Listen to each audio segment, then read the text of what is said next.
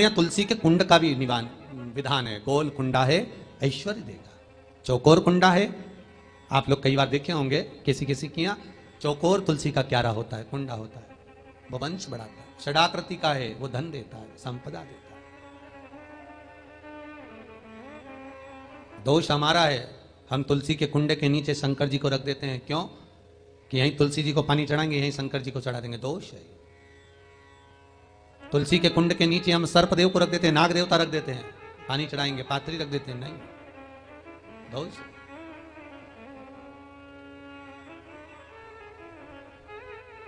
उसका दोष हम सबको स्वयं अगर गलती करते हैं तो स्वयं को भोगना। कैसा कुंड हो, 7 तरह के कुंडों का व्याख्यान तुलसी के रूप में कहा गया है महाराज। पहला गोल, दूसरा चौकोर, तीसरा षडाकृति, चौथा त्रिवेणी, 3 कोने वाला कुंडा। शास्त्र कहता है जिसके मार्ग घर में टुकड़े हो रहे हो, घर विभाजन की ओर हो रहा हो, तो 3 कोण का कुंडा घर में रखकर पूजा करने पर परिवार एक हो जाता है। 5वां, गार्डन में बिना कुंडे का, बिना कुंड का जो तुलसी का पौधा रोपित होता है, बिना कुंड के एक बगीचा जैसा बो दिया जाता है, तुलसी तुलसी उत्पन्न हो जाती है। महाराज वहां पर संपदा तो रहती है पर चिंता बहुत रहती है, टेंशन बहुत रहती है। क्यों? घर के दरवाजे के बाहर इतनी सारी बगीचे में तुलसा कर दी।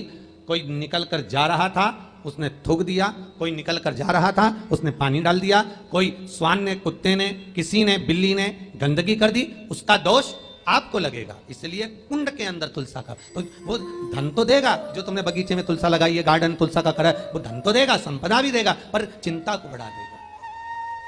5वां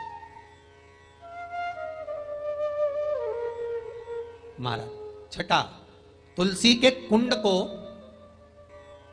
3 धार पर लटका कर रखना। कई जगह पर आपने देखा होगा तुलसी का जो कुंडा होता है उसको 3 जो तार होते हैं, 3 जो चेन होती है, उस पे लटकाया जाता है। महाराज विष्णु पुराण उसका भी व्याख्यान करती है।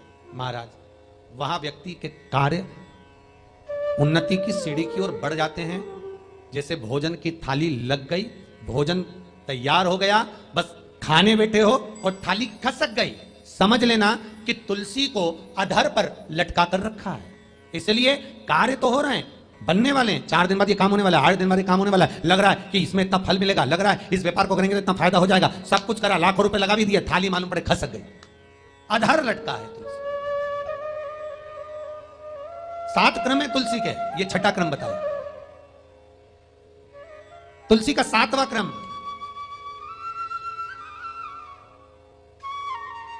तुलसी का 7वां क्रम है महाराज,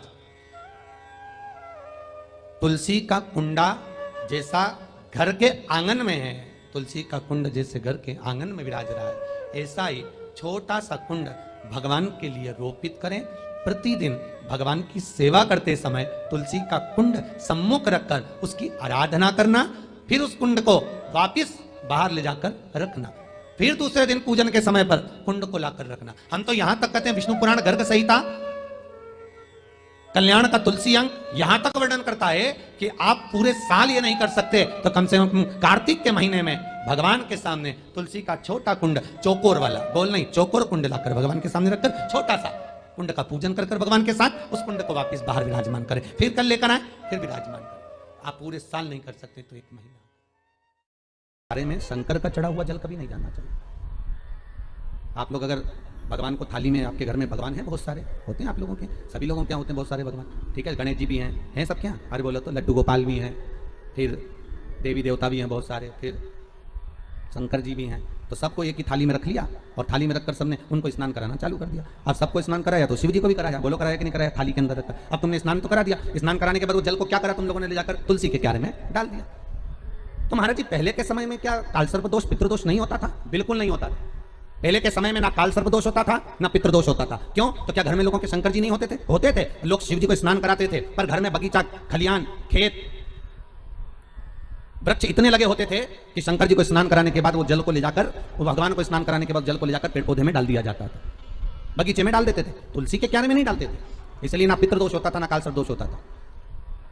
अब दुनिया के लोग भगवान को स्नान करा के ले दे के एक ही पौधा घर में दिखता है, वो तुलसी जी का, बस स्नान कराया और तुलसी जी में ले जाकर डाल दिया, तो तुलसी जी में ले जाकर डाला, तो उससे शास्त्र कहता है कि अगर शिव जी का चढ़ा हुआ जल तुलसी के क्यारे में जाएगा तो सर्प के डसने का दोष लग जाएगा, जिसको हिंदू धर्म में काल सर्प दोष कहा गया, जो काल सर्प दोष। अच्छा, बड़ा विचित्र काम है, कई कई गांवों में आप लोगों ने भी देखा होगा, यहां तो ठीक है, परंतु हमने महाराष्ट्र में बहुत देखा, महाराज कई कई गांवों में तुलसी के क्यारे के नीचे शंकर जी को रखते हैं, ये तुलसी के कुंड के अंदर शंकर जी को रखेंगे, और ये दो कोई आपको अलग अलग तरह से ना जाने घुमा फिरा के ना जाने बुद्धि ऐसी फेर कर गलत चीज बताएगा ना, तो वो समझ में आ जाएगी आप लोग, दुनिया की आदत है।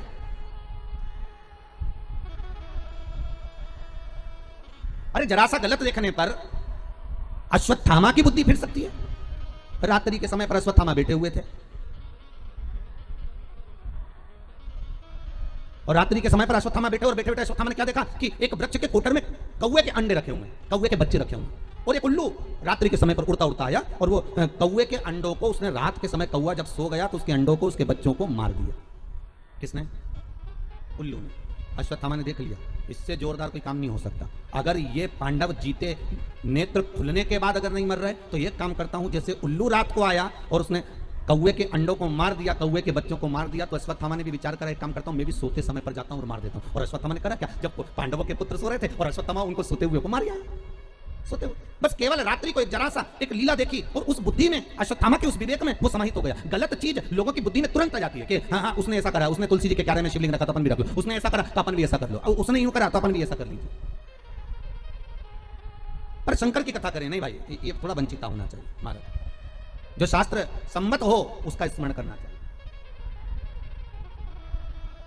पहले के समय में दो दोष नहीं रहते थे, ना पितृदोष रहता था ना काल सर्प दोष रहता था। काल सर्प दोष कब आया, जब आप लोगों ने भगवान का चढ़ा हुआ जल, शिव जी का चढ़ा हुआ जल तुलसी में चढ़ाना प्रारंभ करा, तब काल सर्प दोष आया। और पितृदोष पहले नहीं होता था, क्यों? क्योंकि लोग घर के मटके में से, घर के हंडे में से, घर के परिंडे में से लोटा भरकर पानी लेकर जाते थे और शंकर को चढ़ाते थे। घर का जो रसोई घर होता था वो बीच केंद्र में होता था, रसोई घर घर के मध्य में होता था, तो वहां से जब पानी लेकर जाते थे, परिंडा, मटका, हंडा पितरों का स्थान माना गया, वहां से जब पानी भरते और ले जाकर शंकर जी को चढ़ाते, तो पूरे घर में से पानी निकलकर जब शिव को चढ़ने के लिए जाता था तो पूरे घर का वास्तु दोष, पितृदोष समाप्त हो जाता था। अब आज के जमाने में मंदिर का लोटा उठाकर मंदिर का पानी भरकर शंकर जी को चढ़ा देते हैं, तो ना वास्तु दोष समाप्त होता है, ना पितृदोष समाप्त होता है, ना काल सर्प दोष समाप्त होता है।